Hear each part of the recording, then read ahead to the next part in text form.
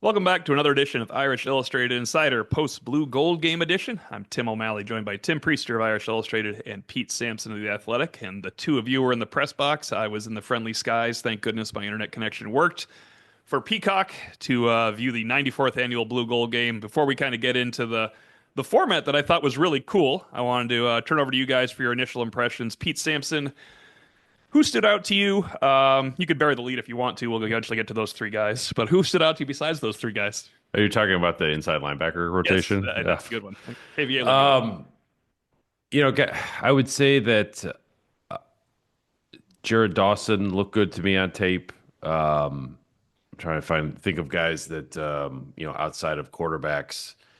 There, overall, I thought the defensive front looked good, even against a better offensive line because you got Strauss and Knapp and Wagner out there with Absher and Jagasaw. Like, I still thought there were moments where the defensive line won the day, and Jared Dawson was a big part of that for me.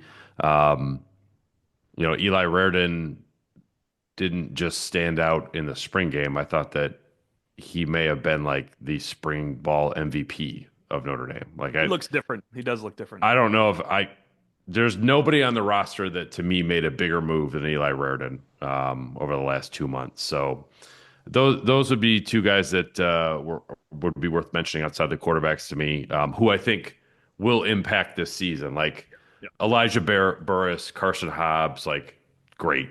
Like I think those guys are going to be players.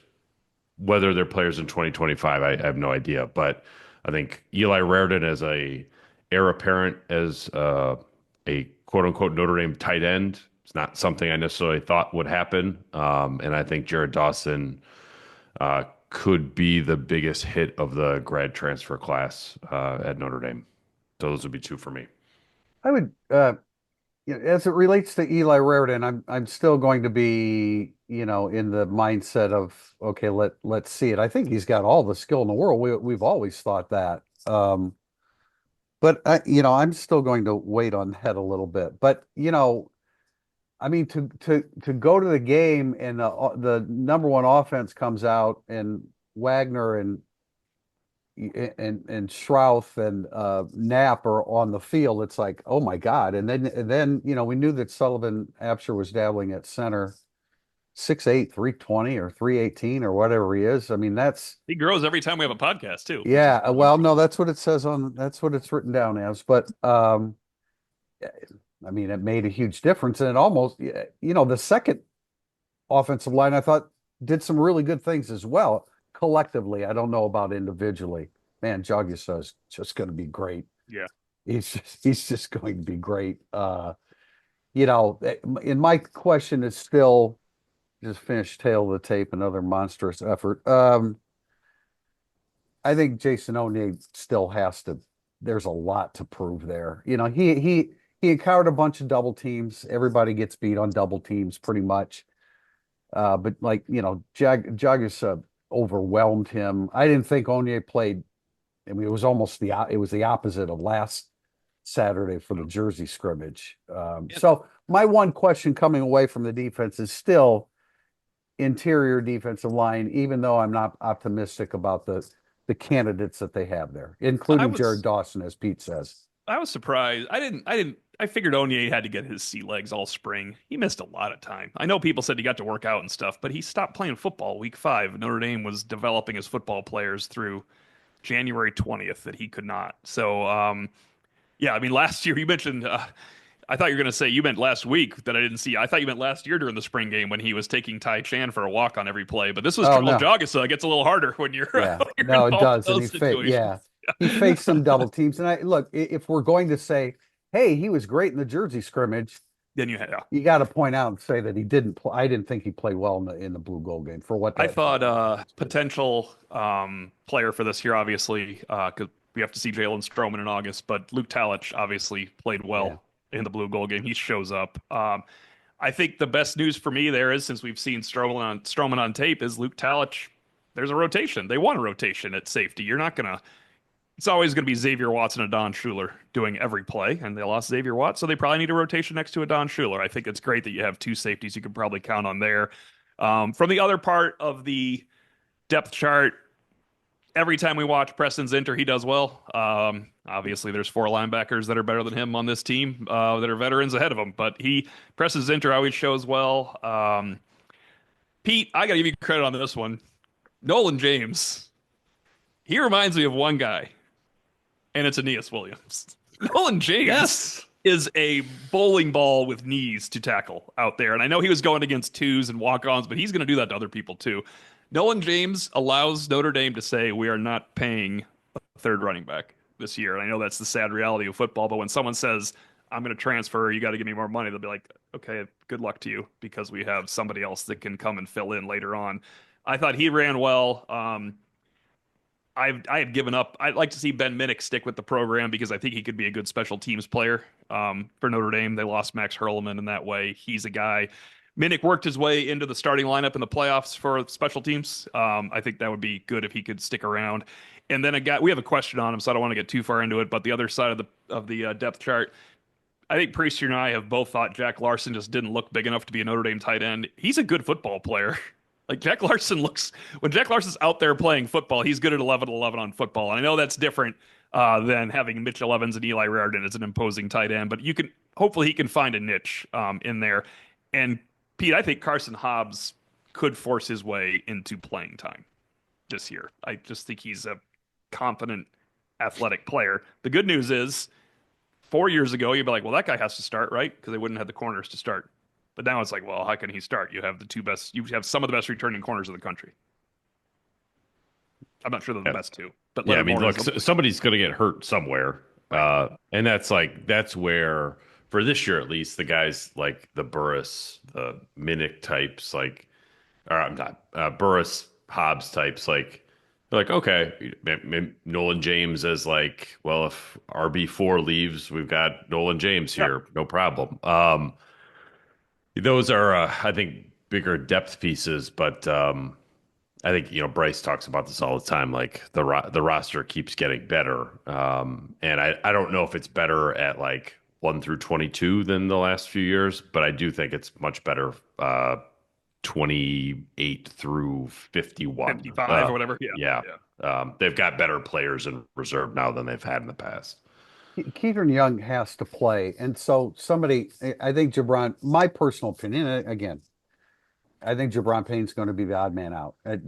Jaywan Sider wants 3 guys for a game, and Keaton Young, well, first of all, if Keaton Young's number 4, he'll be looking at the portal here coming up next week. So he is, though, don't you think?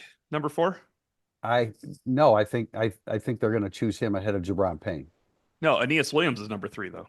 Yeah, that's. Oh, geez, I forget. Oh, that's right. Jeremiah Love wasn't there. Yeah. we don't want to. Let's not eliminate Love from the equation. Yeah. Well, I screwed it up in tail of tape, but Love's a given. So they're that's Jadarian Price looked good. He was north-south, and he was. I thought it was funny that Keaton Young tried a little wiggle one time, and Hobbs just didn't buy any of that crap. And just took him down. There's no wiggle in Keaton Young's game. Yeah, I apologize for screwing that up. That's a situation. That's in my everybody that reads my tail tape. I screwed that up. But for my guy for Payne, I think Payne's crafty. I think you agree. Both of you agree with me. Payne is a crafty, versatile, valuable runner that there's just better running backs at Notre Dame right now than there were. And also, it's true that he lost the guy that really, really believed in him, and he's coming off of an injury. Dylan McCullough 100% believed in Jabron Payne. He had him as the short yardage guy over Audric Estime for 6 games. He truly believed in the guy, and he delivered. He did a good job for a while too, Jabron Payne. But I think they over-recruited. He was going to Indiana until Dylan McCullough came here, and that's the only reason that he ended up here. So yeah, it's somebody's going to be odd. There's going to be odd men out at running back. It's not just one guy getting sort of kicked. Or not kicked, but you know what I mean, frozen out because there's just not enough reps to go around. Yeah. There'll be multiple guys that run into that at that position. I'm in complete agreement with O'Malley on Carson Hobbs. Carson Hobbs a player. He's a player. He'll get on the field. He won't start long. He can. Too, yeah, but you can have confidence to, maybe give one of your your corners a little bit, Christian Gray, a little bit of time off, not have to play I think he's for real. You knew that from talking to him. You knew that from the Jersey scrimmage. He told us he You was knew for that real. from the Yeah. blue gold game. Absolutely. And then the other one is, again, I'm speculating, and I hope I got the numbers right here now. Um, I think Elijah Burris works his way onto the field behind Jordan Faison, and KK Smith has got to be, when you have opportunities to catch a contested ball, you've got to be physical, and you've got to win that battle. That's like this whole um, Cam Williams thing. He made a nice adjustment on the pass, but if you watch that on TV, it's CJ Carr throwing it, and he throws such a catchable ball. He didn't fire it. He gave Williams a chance to adjust to it and make the play. But I think Burris translates too. I think he can get on the field behind Faison at the X. I I was happy for Cam Williams though because at that point he had a holding call that called something Yeah, back and a drop. So it was pretty important that Cam Williams it did was, and something it was a there. good adjustment by Yeah, him. yeah, But and it was an easier adjustment than the one that he had when Angeli, you didn't see it, Tim, but when Angeli made the deep slant throw in the Jersey scrimmage. But again, if it hits your hands and it hits your hips, you're a wide receiver. You've got to make the play. I've said that too many times already now. But so what Tim, you put in a good question here in segment yeah, one. What yeah, mattered and what will we forget on August 1st? That's why I want to Hobbs's yeah. performance mattered. Well, the third quarterback is not going to matter on August 1st because he's going to be somewhere else. I think. I think all three guys can play, and the one will go. I mean that was told to me in January by a Notre Dame person in the program that the loser, not the loser, the guy that comes in third is going to leave because he's going to have So too who many go? I options. mean, let's say we base this strictly upon what we saw in the blue gold game. Can you say, you know That's what? don't do that. No, But I I know what know, you're but saying. like, Yeah. but that'll be that's the thought process now. That can you just turn to the two young guys? What if Angeli's second? Does he stick around if he's second behind CJ Carr? You can't. Uh, How can you name Minchie the starter? I mean, you couldn't. I would say that Angeli, and I don't know this. I wish that I did. But if I was Angeli and I was close to graduating, which I'm assuming would be in May, This is his fourth spring. yeah, He brought that up. So it's not yeah. So graduating, but it's his fourth spring. So I would, I would stay. I would be the backup. Let's just say Carr wins the job. And then in December, I would leave as a graduate transfer and I would pick my spot in a advantageous position for me, yeah. opposed to leaving now where everybody's sort of figured out who they, unless Tennessee really wants them. Like everybody sort of has their quarterback at this point, and it's not a good spot for him to yeah, that's true. leave That's a good point, because Pete. like everyone kind of has their idea of what their offense is He going to would have be. needed to have done it Yeah, Yeah, I think he last made in year. that choice. December, like Yeah, in the December. Orange Bowl wouldn't have been nearly as good. Yeah, No, and I mean he could have made it. That was kind of my when I had my conversation with him. I was like, everybody knew about you right after that, and you're still here. So he like that was the moment where it wasn't just like, hey, Notre Dame's got a guy that has really good stats as their backup quarterback. Let's watch some film on him. And then a coach looks at it and like, yeah, well, he's doing it against all the backups when their game's over and if they're up 58-7, he's throwing touchdowns. Everybody in the world saw that. You had to be like, who's that guy? And then you look at his stats, you're like, wow, he completes 73% of his passes, has 10 touchdowns and one pick. That's when you get invited to perhaps go somewhere in a portal. And he's Yeah. still there. So I would still be surprised if he transferred. Basically off the blue goal. You can't base it off the blue goal game because Steve Angeli played in the Orange Bowl. But I didn't think. I thought I do like what Kenny Minchie brings to the offense. We have a lot of questions of the quarterback, but he's been. When you add up the Jersey scrimmage and the blue gold yeah, game, Kenny Minchie did a hell of a job. He's yeah, doing a hell of a that's job, why man. that's when you say like I wonder who will start. I really think these last few practices are going to be so focused on 4-minute offense, third down situations where you have to call the checks as the quarterback, and also red zone situations. I think these next three practices are part of where they make their decision, not just the blue gold game and situations like that. But this was good that you could see them all play in front of 30,000 fans or 35,000 fans. Although, I mean, Gaduli said like where you win jobs is in His 11 team. on 11 team. So if it's I, just 2 minute, 4 minute, I don't. I but mean, I 11 guess on 11. I think you it'll be could do 11 on 11 on 11. 11. Here's 4 minutes against the number one defense. Let's go. You have to score like I that. would say the one thing that definitely stuck in my head that Marcus said Saturday was like, "Hey, I'd love for this to be a two-man competition in camp." Yeah, Yeah. Okay, that was an important statement. so we could all imagine the two-man competition being Carr versus Angeli, and we could all imagine the two-man competition being Carr versus Minchie. Right. Right. No one in their right mind could imagine it being Angeli versus Minchie. So if that's the case, which I think that it is, like, is Carr the guy? Like, is that where we are? Whether someone wants to say it out loud or not. I think so. I think so. I mean, I don't want to say what's the worst thing that could happen, but look, this program's about playing in the playoffs and winning national championships. And Yeah. Marcus Freeman wants to win right, games, not and build for his anything. upside is that. And can Mitchie be happy going into a season saying or having a red zone package? I think he can. I think he could be Kenny Minchie. Yeah. Knowing I Kenny mean, Minchie, I think he could be. and that would probably be a really good thing too. Um, But Pete makes a unless good point. CJ. Like, and Angeli has, if you're talking about loyal sons to Notre Dame, Steve Angeli, he got offered more to play other places, and he's not there. Yeah. I mean, look, Pat Coogan, loyal sons of Notre Dame. As loyal, Yeah, yeah, as Yeah, loyal as it he had to gets. go. I yeah, mean, he's in Bloomington, and that's like I probably mistakenly set this up as like, well, you want to go to Miami with Angeli because he's played and you know what you're getting, whether it be Penn State or Oregon State or just like been around the program. And they're like, well, wait a minute, you went to Kyle Field with Anthony Knapp and Sam Pendleton. Marcus Freeman clearly is not scared to roll the dice on youth if he thinks the talent is there. The two, Tim, you know what it's like. I wrote this today, tail tape. I mean, when you see the two precise throws by Carr to the sideline, when you see it on TV, it's impressive. There's something about sitting in the press box from the ninth floor. I don't know if it's the angle, the trajectory of the ball, or whatever, The sun in your eyes? the sun in your eyes, or whatever. it's the wrong angle than the I TV. It's mean, different, but people don't know that. those throws take your breath away when you see them.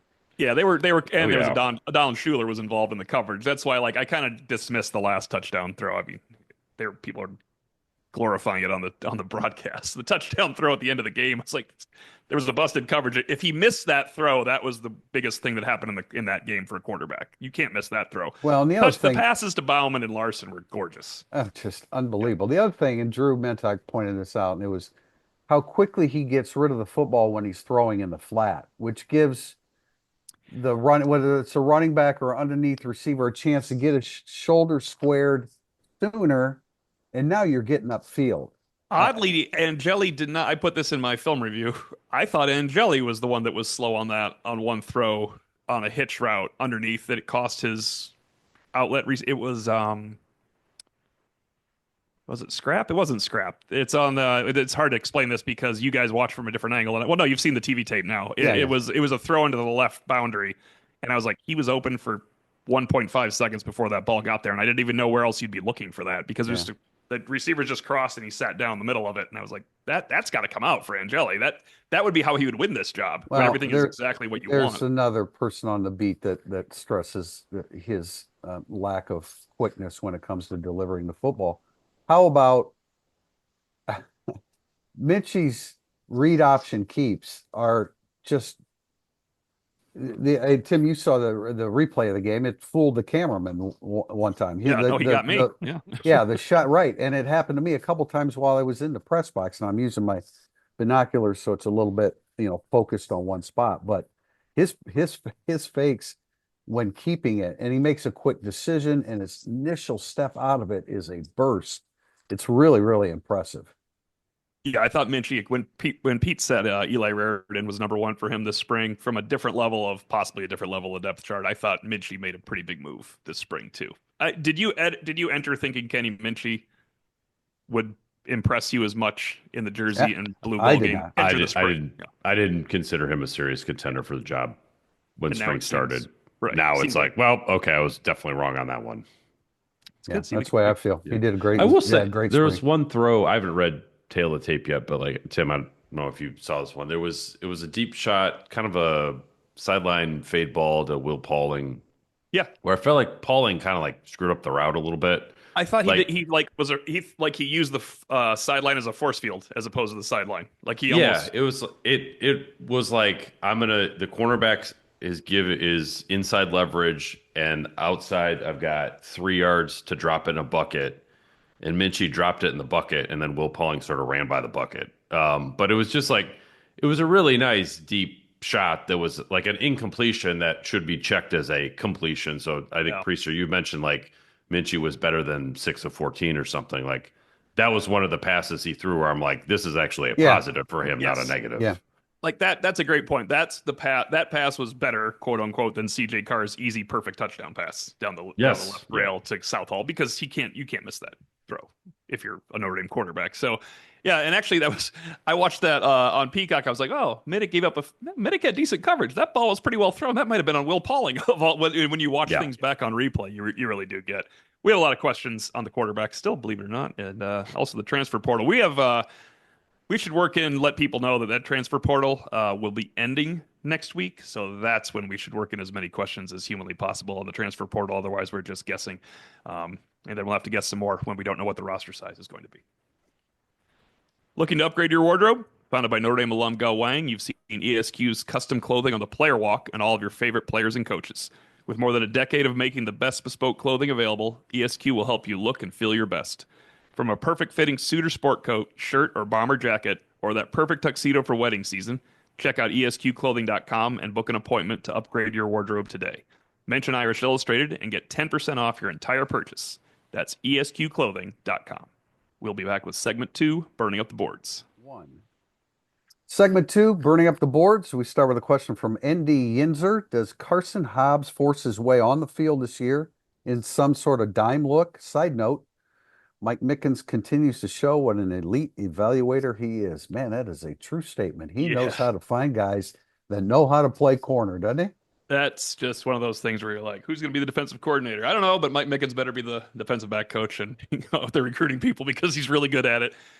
Yeah, Pete, I understand your point, but about injuries. I just think Hobbs forces his way on the field. I don't think people should believe he's better than Christian Gray right now. I just think if you're going to rotate, you've rotated Mickey and you probably wouldn't have rotated Mickey and Gray last year, but you rotated Mickey and others at one point in their careers. Carson Hobbs.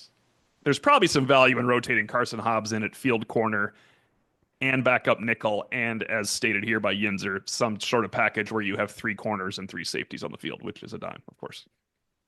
Yeah, I think it comes down to how comfortable Chris Ash is with rotating, because they don't really rotate a defensive back very much. And you've got Gray and Moore, obviously. I think, Devonta Smith is your starting nickel. Yes. Stroman, Talich, Adon Schuler, some mix of those 3 guys are your top 3 safeties. So, Hobbs is probably your 7th defensive back. Are there reps to play? For sure. But are they, we're talking about non-blowout reps. Yes. Like it's, no, right, yeah. right. we're talking like the second, times. you get a series in the second quarter against A&M. I think, I just don't know how comfortable Chris Ash is doing that because, like, as good as Hobbs is, he's below those certainly those other corners that I listed. I think he's more. I mean, I've seen more of him at nickel, and I really like what he's showing at that position. Obviously, Devontae Smith. You paid Devontae Smith a lot of money to come to Notre Dame, so he's your starting nickel, and he didn't play much Saturday. But when he did a great job. I think was it against Great House? It was early. Yeah, it was against Great House on the sideline. Yeah, He's still not allowed to catch in a Notre Dame uniform, Devontae Smith. 5 years in college football. Pretty good. Yeah, he's pretty good at that. Maybe 3rd and 15 is Carson Hobbs in the nickel because he's a true corner. Hobbs full-time special teams. Get him in there a little bit. Is Hobbs better defending the pass at nickel than Devontae Smith? He might actually be, right? But it's not 1st and 10. nickel is 1st and 10 and 2nd and 8 too. So that's but right. maybe 3rd and 9 is Carson Hobbs could play. That's kind of what I'm thinking. But Devontae Smith's going to say, "What the hell's going on here?" But anyway, I think it's a really, really great situation for Well, maybe to have Devontae that Smith duo. is another safety in the nickel as opposed to the nickel in the nickel. I mean, at times. I don't No, know. I mean on Yeah. third and on 3rd Oh, and 10. okay. Like, In the box, I mean. yeah, in the box on Interesting. Okay, 3rd yeah. and 10. That's I mean, Hobbs is really good near the line of scrimmage. That wiggle that we saw, Kedron Young try to make that didn't work. That was because he was in the box and snuffed it out. I don't know. It's a good situation. I think Hobbs plays. He's core special teams guy, and you find a way to get him on the field when you can. Look, not every game is at Miami, Texas A&M at home. There are a lot of other opportunities where you could work him in, even in games that are competitive. I feel real good about seeing him on the field, man. just work him in when you're playing a back team in week 2 in September. That's how you just got to plan for those guys. Get them in there and see what happens. That's bad. Purdue. That's when they lose these games, Tim. I was joking there. That's a bad idea to do that in the home opener. You could treat Purdue that way this year, though. This question is kind of related, I think. Jim Booney, CRS, says, while no QB will probably be named starter post-spring, it sure feels like Angeli lost it. Agree or disagree? And I think this is related by Annie Davis. Did you glean more from the Jersey scrimmage or the spring game? I don't think Angeli lost it. I think he didn't win it. You know what I mean? Because when you say he lost it, that means he played poorly. And I don't think that he played poorly. It's just that now we're at the stage where, there's no transfer quarterback here. And you're looking at upside and how good guys can be and what can each guy do individually. I just think when you look at, especially CJ Carr, I mean, you're going to have a great ground game. You're going to have a great offensive line. You should. That's going to take a lot of pressure off your quarterback. And if you're worried about a young quarterback being in there, if you want to put a young quarterback in, it's CJ Carr with the benefit of those two other components. I think Angeli probably needed to be ahead out of spring. Like if you're behind for Angeli. And I think it's also probably worth noting, like we've seen 4 open practices when CJ Carr has been here, 2 Blue Gold games, 2 Jersey scrimmages. CJ Carr has been outstanding in 3 of the 4. Yes. It's like Angeli's been on the field too. And I don't think that we would come away from any of those thinking like, man, Angeli really killed it today. So I think you just got to take that all into account. And Pete, I said this to Drew when Carr threw his interception that I wonder if Saldate ran the right depth. And Marcus Freeman mentioned afterwards, so I got lucky. I threw a dart at the board and it hit the bullseye. But yeah, I don't.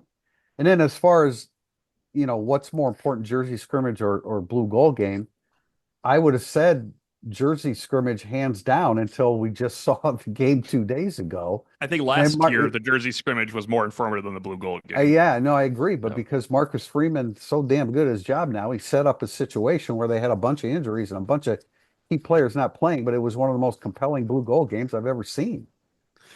3-man quarterback competitions are good for viewing. No, it was way more. No, it was way more than that. I agree. But that does help. I mean, I totally does agree. help, yeah. But I'm basing it upon all the other things we saw from dozens of players, like the Carson Hobbs and Elijah Burris. Yeah. And he's like also I never have quite understood the need to go blue and gold, like just do offense and defense. Like you get a much more functional product that way. So I'd be fine if we never got back to like blue team versus gold team and the draft and all that. This was right because you're cutting your team I hope in half. That's you're like cutting a your lesson offensive learned. line in half, right? Yeah. Yeah. Like Priester, you pointed out, you look out there and you see the offensive line of Jagasa, Wagner, Knapp. Right. You can't have that if you cut the team in half. If those guys hadn't played, it would have been a lot different. But not only did they play, but you played them together. Yeah. So the format was really Marcus Freeman's doing everything right, man. He's getting 4-star defensive ends and recruiting never mind. Recruit, you can't. There's a segue going there somewhere. Well, you can't with recruiting, the panic that sets in before the spring recruiting for the next year. Come on, man. I mean, People usually wait until June to have a freak out about that stuff.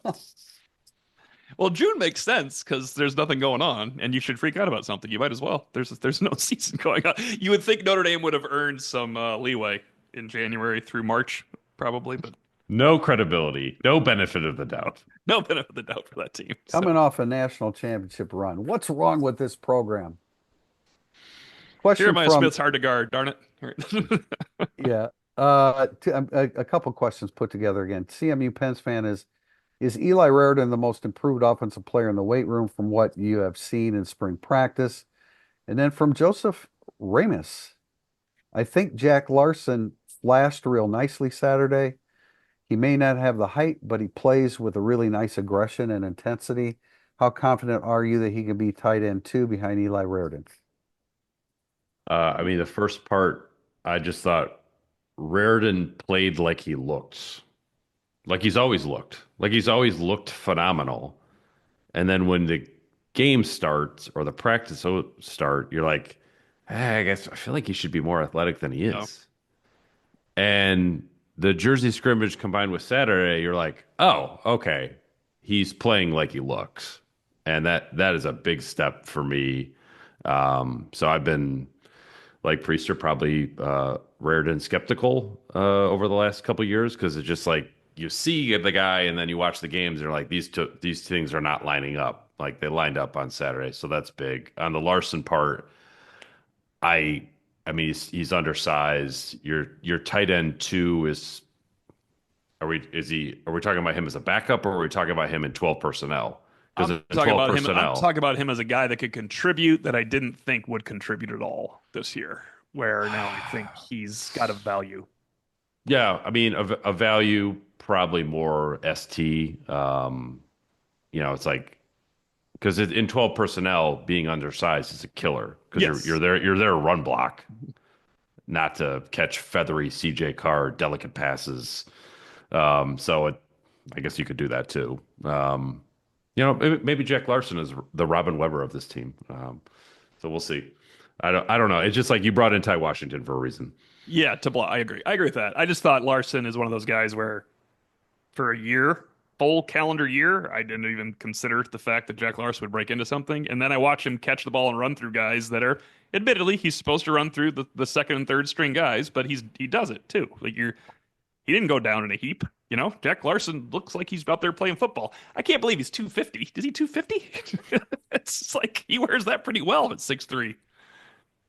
Yeah, I don't. I mean, the best we've ever seen Jack Larson on a practice field, which is limited, but no, there's no doubt about that. Ran a good route, caught a Yeah. brilliant pass, added another 17-yarder, and ran a little bit. As it relates to Raritan, yeah, the first time he touched the ball, he broke 3 tackles. So, okay, to I'm your glad. point, Pete. Yeah, okay, now he's starting to Well, look like I yeah. mean, Carson Hobbs that was the first one. He made Carson Hobbs look like the guy you don't want out there. That's the first tackle he eschewed was Wasn't that Carson Christian Hobbs. Gray? I had Carson. I think may it was have Carson been. Hobbs in the corner on the field side. He just I mean, I've been thinking going back to the Jersey scrimmage when he took that tight end screen 40 Oh yards. yeah, Like, that yeah, of hello, course. like it Yeah, just I'm and he I'm not looked so, like great doing it. I'm not sold on Larson. I don't like. I mean, what he did Saturday looked really, really good. I get yeah. that. But watching other practices, I don't like the way he runs routes. I think he looks a little clunky, and Oh, he's a interesting. little I thought he undersized. looked. Yeah, I hope I'm wrong. And I'm not trying to be cruel or judgmental here. I haven't seen it till Saturday. He did a good job Saturday. There's no doubt about that. But I Ty want to give you. Washington, Ty Washington's coming into play. Kevin Bauman looked healthy. Hmm. That's significantly important. Cooper Flanagan's going to be, He's out for the year. compromised. He's out for the year. Yeah, that's Cooper Flanagan tore his Yeah, Achilles okay, tendon yeah, in okay. January. I mean, he's And I not. was right, and I was going to say James Flanagan's coming in, and that's a highly rated tight end who has the mindset of a professional football player. His dad anyway. So I don't think this is the year that Jack Larson emerges. To Pete's point on Eli Raritan, these were his yards after the catch last season when he caught a ball. 1, 5, 3, .20009 in games he caught a pass. He did not look like that Saturday in the Blue Gold game. He looked like a dude that is going to be breaking some tackles next year, which you absolutely have to do because not everything is a red zone throw high in the air for you to catch for a touchdown. Like that, that's just a different. We all liked Eli Raridan so much coming out of high school, and we kept giving him the benefit of the doubt all the time because of the injuries. That last year you're like, all right, well now you're not injured anymore. Let's see it. And he even admitted, he said it took me until he said the Stanford game. He's like, Yeah, I just Denbrock said the same thing. It was about finally mid-season, decided let's go. mid-regular And season. You got to say no. now he's back and ready to go.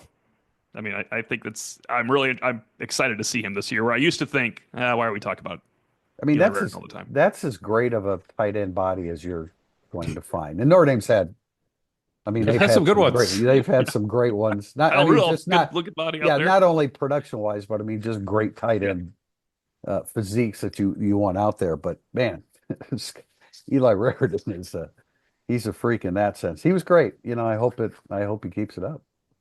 From VA Doc 88, I like this question because it's much harder to answer this season. The program's culture and chemistry seems to be as solid now as in recent memory, and we have what seems like an embarrassment of riches when it comes to overall talent. What is your official over-under for the number of ND players that will enter the spring transfer portal? You know why this is tough? Because if they have to go down to 105, I can give you that number pretty quickly. It's going to have to be almost 10 because they're going to have to enter the transfer portal because otherwise they can't play college football. Right. I kind of want to answer this in like the 85 world. Right.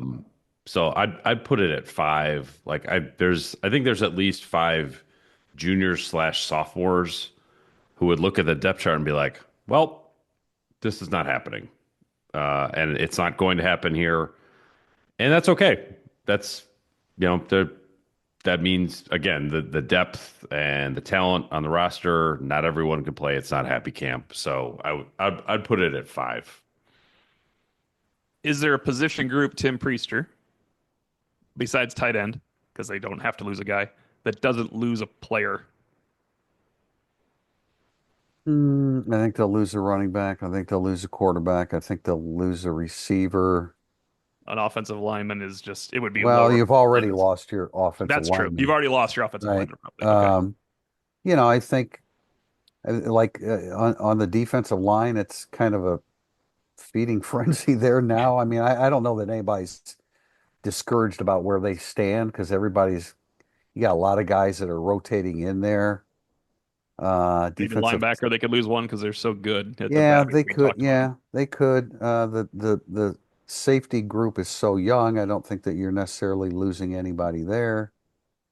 I don't know. What's your over under? You're the king of the over under. That's what I'm saying. It used to be easy, but like they have 95 scholarship players now. Let's say they're gonna lose more than they bring in. Quite clearly, they don't need to bring in much.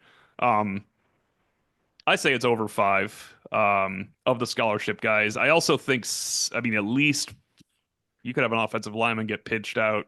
That's a scholarship lineman now for a walk-on you need to have as a starter on special teams for sure, because you don't need and a defensive lineman. You don't need 18. Is it 18 right now?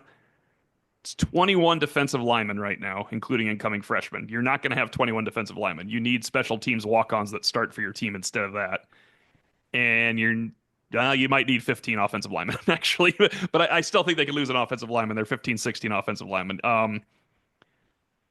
That's when it comes down to if they have to make the cuts because the rule comes down. That's when that happens. You cannot keep a 20th defensive lineman instead of a walk-on that should start on your special teams. I didn't think of it in that way, Tim. And there's four that aren't even here yet. Right, and they're safe. I mean, the freshmen are the safest guys in this whole thing. Notre Dame's not doing that to freshmen. Reef and Hulock and Burgess and Solfstead, and Davion Dixon's already here, so it's 5. Yeah, you're right. I didn't think in those terms, Tim, and that's absolutely right. What does Brennan Vernon do? And we always speculate about this, and I hate doing it because it's so.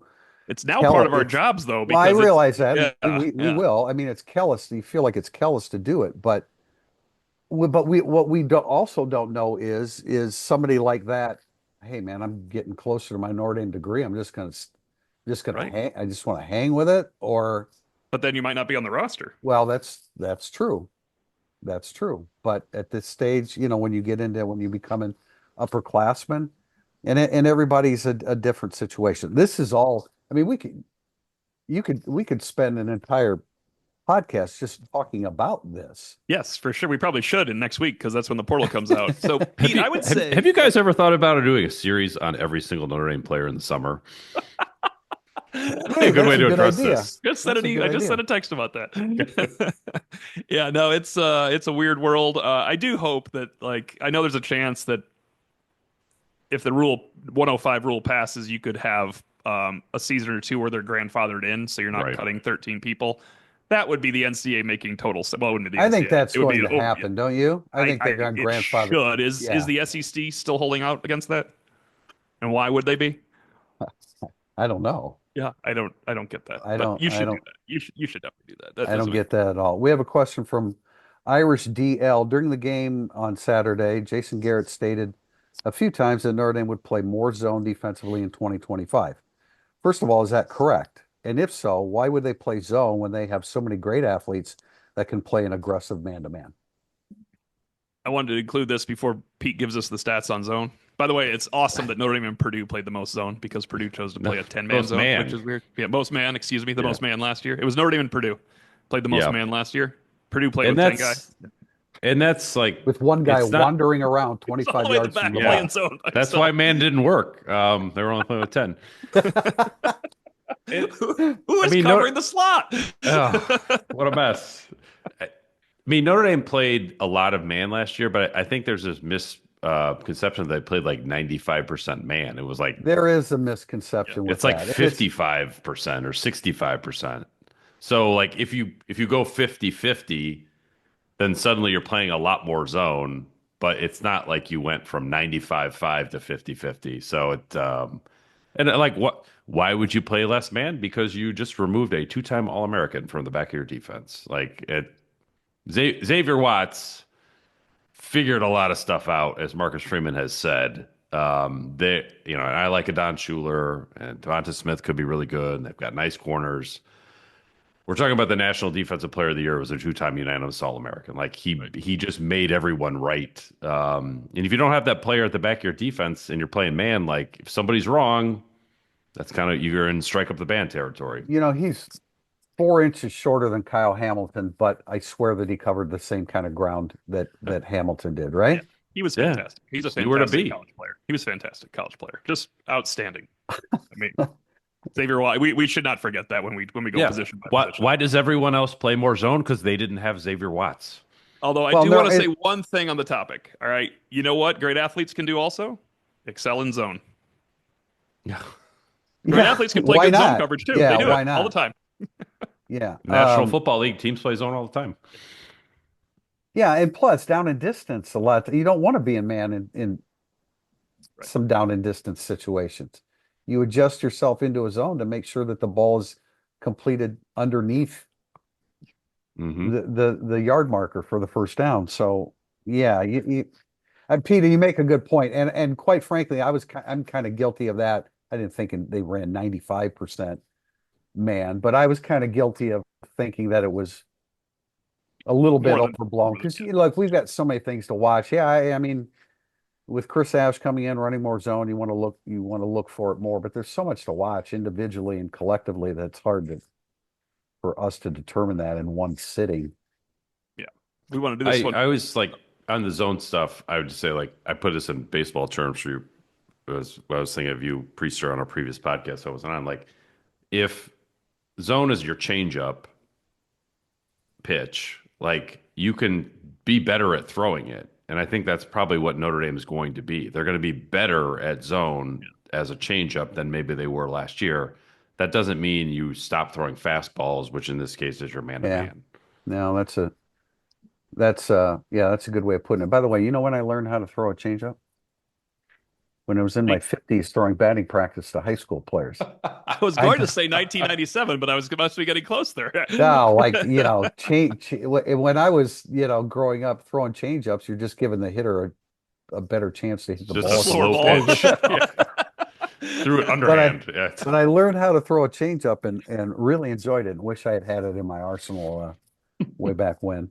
Pedro threw good changeups too. Did you throw it like but your fastball wasn't like Martinez at that time, right? There was no. Not quite. Okay. Not quite. Do this one quickly. Irish from A2, guys. Stock up or stock down from the spring, beginning to end spring only. Defensive tackle.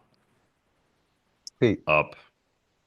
I would say up, but I'm still skeptical. But Dawson and Hughes made 5 stops the other day. He looked good. Yeah, I'll say up, but it's not as high as maybe I thought a week ago. Tight end. It's Up. got to be up because Raritan, Up. yeah, it's higher. Yeah, Almost only because of Raritan. Anti-Washington coming in, and I mean I think he's a legit blocker. He is a legit blocker. So yeah, it's trending in that direction. It'll trend up even more come June when summer school starts. Quarterback. I feel like neither up nor down. I don't know. It's kind of. I feel like that position ended the way I thought it was going to end. So I feel like it's the same. That's true. I would say up because they all played well. Yeah, I didn't expect someone to play badly though. For Minchie alone, I let me change it. I would say up because Minchie was the guy that like, oh, okay, he's in it now in a way that I was not sure that he would be. Yeah. Wide receiver. I guess I would have to say down. We just didn't see enough of it to be up, right? Yeah, there just wasn't like Faison and Greathouse were limited. No Fields. No Pauling was limited. Pauling was limited. There was no step forward by KK Smith or Micah Gilbert, especially because he was injured. Yeah, I just don't think Has to be down. I mean, it's like look at the Blue-Gold Game box score. No, I'm refused to do that actually, Pete. Okay, no, you do it one time only. It looks a lot like last year's offense, where like the leading receivers are running backs and tight ends. Yeah, I kind of think that was a concerted effort, especially thrown to the running backs. Like it seemed like it was like Denbrock wants to see how do these guys.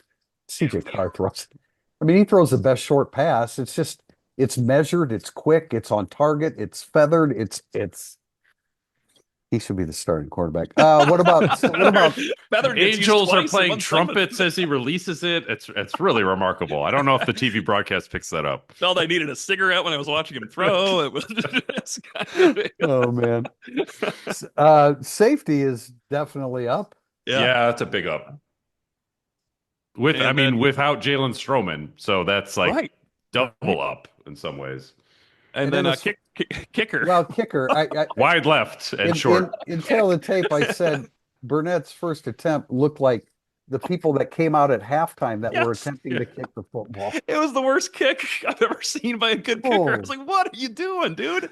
But he he bounced back 43-yarder, 25-yarder. There's a very free and easiness to it where you feel like, okay, he's measuring what he needs to do. It's not that he's slow to the football. It's just straight through and easy. And I like that. But man, that first attempt was. Oh man, I was talking to someone. They're like, as before I wrote my Niners thing, he's like, you gotta see this first kick. And I looked. He's like, you think he was nervous? I go, yeah, he probably won't be nervous in Miami if he was nervous at the Blue-Gold Game. So he's fine there. It was. Yeah. I wish somebody had a photo of John Bryce because he was sitting next to me and I had my binoculars out and I just wanted to watch the snap and the hold. I didn't see the kick. And I turned to Bryce and I was like, did he make it? And Bryce was like, what the hell are you talking about? And I saw the replay. I was like, oh, yeah, sorry. By the way, it appears Joseph Vinci has won both snapping jobs. Yeah, he won them. He took over last year, too. He did. He took over the punt snaps, and he was – I'm right in that, right? He was handling the place kick. He took it over last year to the point where they had so many good things going on, we didn't even notice. All of a sudden, he was right there. Exactly. And Anthony Rizak, the walk-on twin of linebacker Teddy Rizak, has won the holding job. That's what I was watching with my binoculars. Yeah. So I'd like to point something out. If people aren't grandfathered in, those are jobs that need to go to walk-ons when you're trying to figure out your 105 because you have a walk-on long snapper, a fifth quarterback holder. Jake Tefelsky is on. They just need to be grandfathered in, or there's some tough cuts for Notre Dame because they have a good walk-on program, and I feel bad for them. From Kay Beasley, with the emergence of Jason Onye, do you think defensive tackle is a position they'd still like to look to the spring portal for? Are there any positions after that? Any positions that after spring ball you think they'd evaluate adding from the portal, or will it be wait and see who enters the portal coming up? I mean, Marcus Freeman said it. We're not looking to add.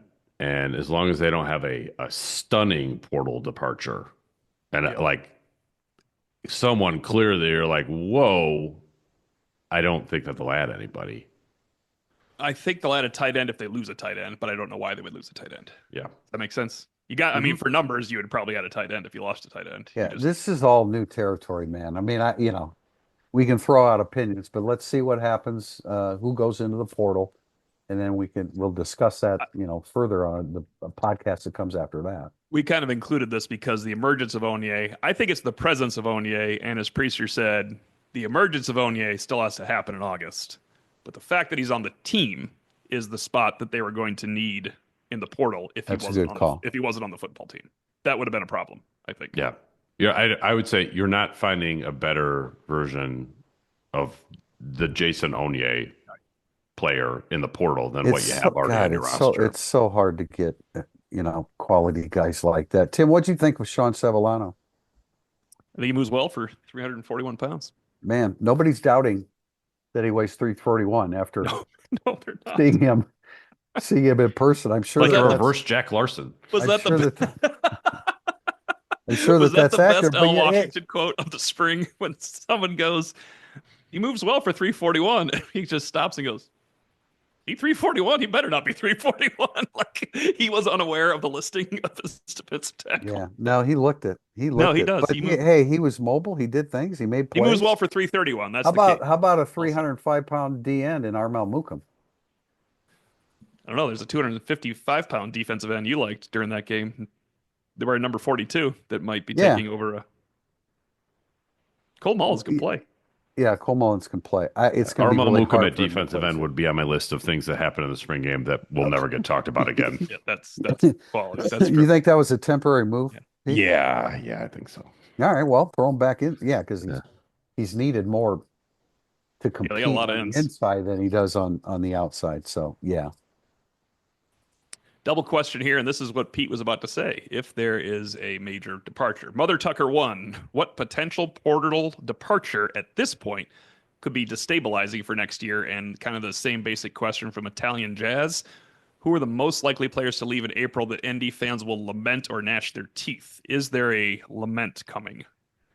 Who would comes to hurt mind? that could leave, that realistically that could leave? Like, we're not I mean, talking we're talking like Logan Diggs level. Yes, we're talking Logan Diggs level because you used to have to accept a quarterback. So throw that out. Yeah. Unless it's a car. Well, that'd be Jadarian Price if you're talking about Logan Diggs. I think I mean, on the depth chart. He sort of already made the decision to stay, though. Yeah, no, I get that. I get that. Yeah. Ah, man. All right, so Prince Collie made people gnash their teeth for no reason. Lorenzo Styles, Logan Diggs, Rico Flores. Yeah. So who's that on this team now?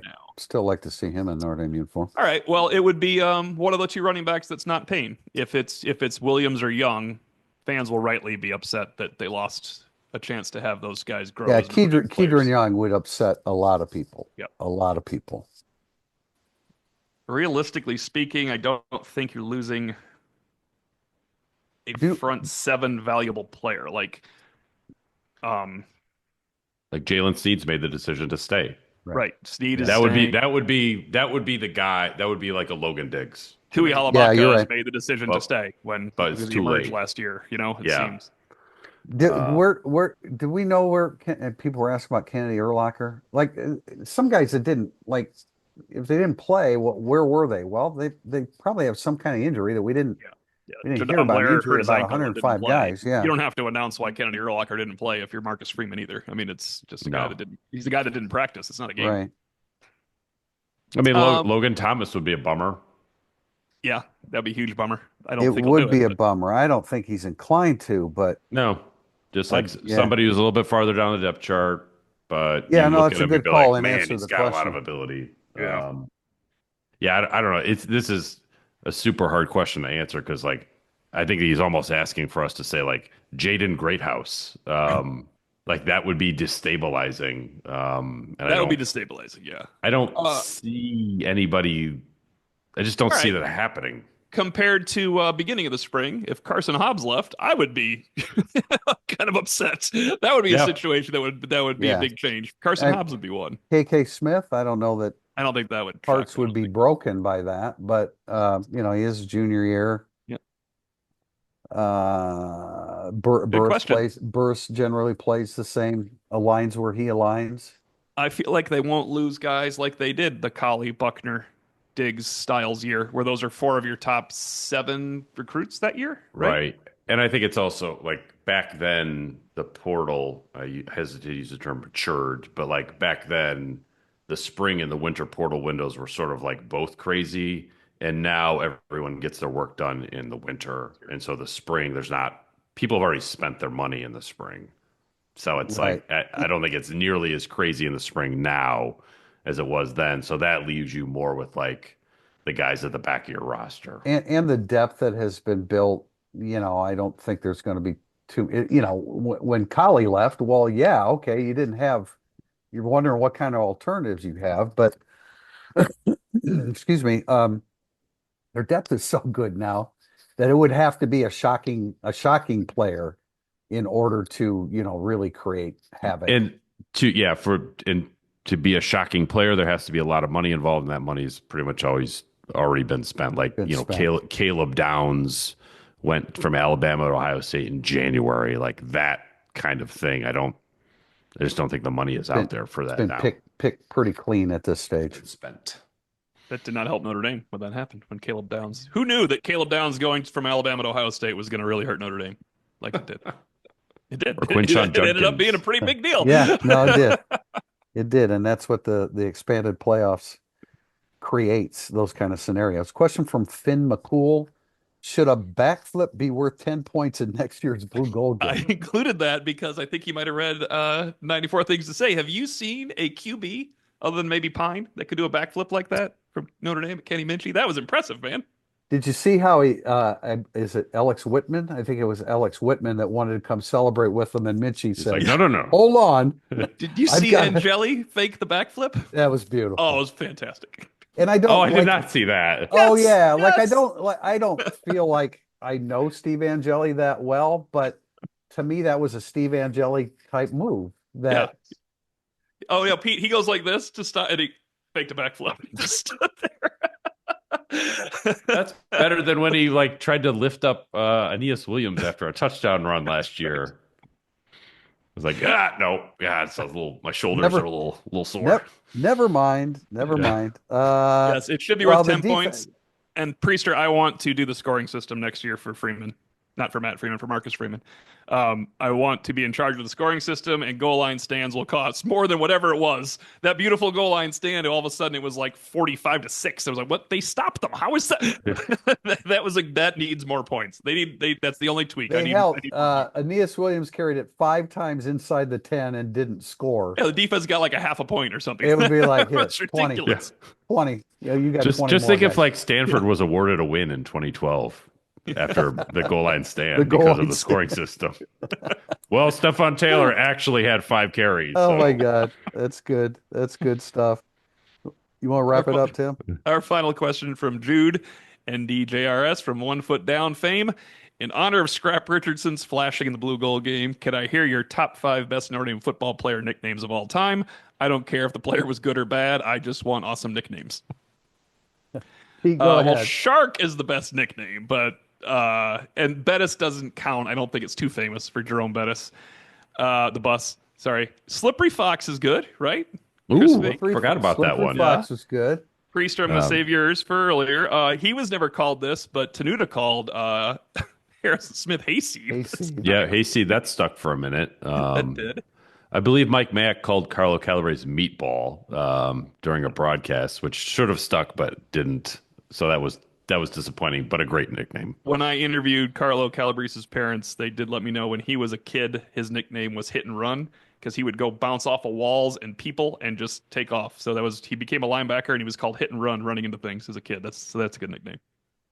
Priester, you had a couple good ones. Well, I mean, what's this? Is Rocket the most famous? Yeah, Yeah. Yeah. Rocket and the Bus are the famous it's ones. why If people almost don't know your first name because of your nickname, that's a good nickname. It's like that's magic. Yeah. that's true. And Regib Ismail was on campus a couple years ago, and everybody were recognizing him and stopping him, and he was just kind of and I felt he was a bit distance away from me. I felt the only way I could get him to turn and look toward me, because everybody was trying to get his attention, was to call him by his actual first name, Yeah. which I always did. I always did when I covered him. I always called him Regib, and I got him to look my way because he was surprised to hear his first name. There was Wayne the Train Bullock the running back in the early 70s. There was Joe Small Wonder Howard, wide receiver, in the early 80s. How early was that, Tim? Do you remember? Yeah, he played for Digger too. 84 range when he was Oh, done. that's right. Yeah. Man, Steve He could have Heimkreider. started for this team next to Burton. Oh, sorry. That was uncalled for. Steve Heimkreider was a linebacker that they call Critter. I'm not sure that that's a really good one. Bob Gladio, who was a running back from way back in the 60s.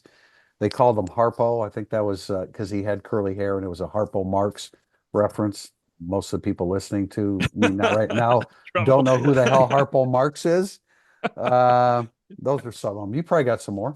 Well, we left out, it wasn't one person, but the Three Amigos is the best nickname for people in a very long time. With Stams, Pritchett, and Stonebreaker.